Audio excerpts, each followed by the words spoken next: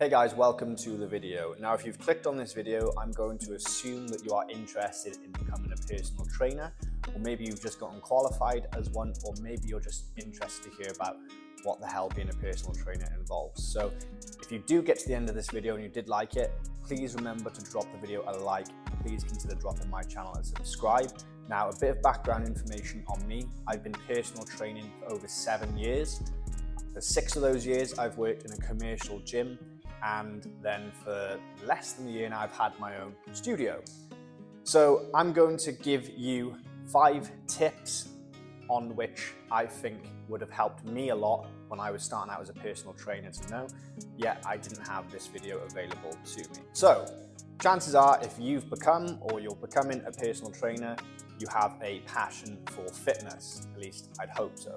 Now, you've gotten qualified as a PT because you've likely seen some good results for yourself and you want to help other people achieve those results.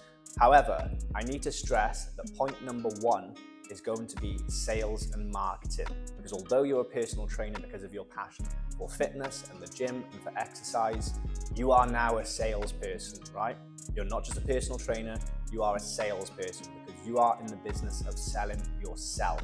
You are selling the service that you can provide to clients and the results that you can get them through the knowledge that you have. Now, this is a crucial one because this is something that's not really taught to a high standard or high level when you're getting qualified as a personal trainer. And it's very rare that you get a mentor to guide you throughout this stuff unless you get employed by a gym.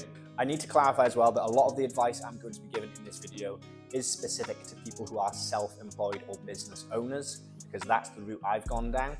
Of course, you can get employed by a commercial gym if you are a personal trainer. However, I would say the vast majority of personal trainers are operating on a self-employed basis. Now, you need to get good at sales and marketing because you need to generate the leads to actually sell your service. You might be the best personal trainer in the world. You might be a fountain of knowledge. You might know more than everyone in your gym. However, if you can't get people through the door to actually pay you to hear that knowledge, what good is it? I'd really recommend looking into marketing tactics, especially social media marketing. It's free, everyone has social media, and it's very easy to do. If you're not already, I would get yourself on each social platform. The main one that I found useful for local business is Facebook.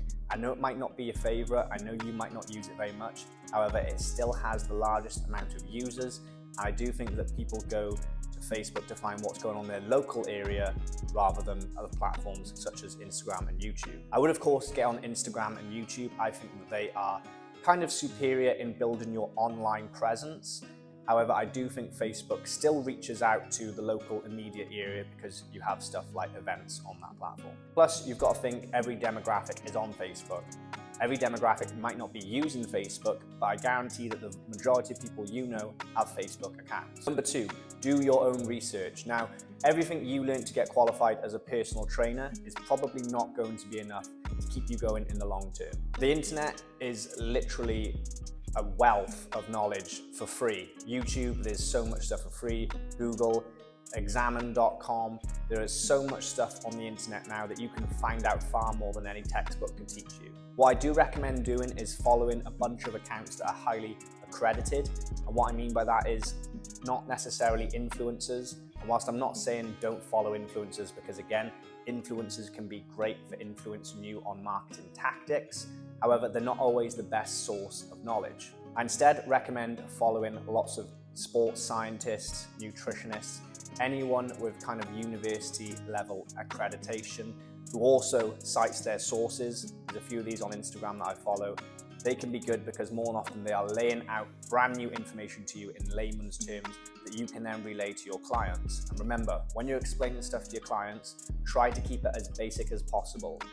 You might feel like you're impressing them using technical jargon, but I promise you they're not understanding what you're saying. Just speak to them as basically as possible so you can get the point across that you want to make. Number 3, which ties into the last point, find your niche. Now, it's very important to find your own niche because that way you can separate yourself from the competition. If everyone in the town is doing the same thing, what separates you from them? Whilst it's important to find your own niche, it's also important to be open-minded, because you might be a fantastic hypertrophy coach. However, unless you're operating on a kind of large online scale, the chances are you're going to encounter the occasional client that simply doesn't like the method that you're teaching them. And whilst yes, it can be very easy just to say, all right, well, go elsewhere then, because I'm not going to teach you that. It's always good to have in your back pocket other methods that you could teach them, because at the end of the day, personal training is personal, and you want to make it fun and engaging for your client, because why else would they pay you each week to come back? So what I often find is that when you have your niche, you can prioritize your niche, your method of training for these people.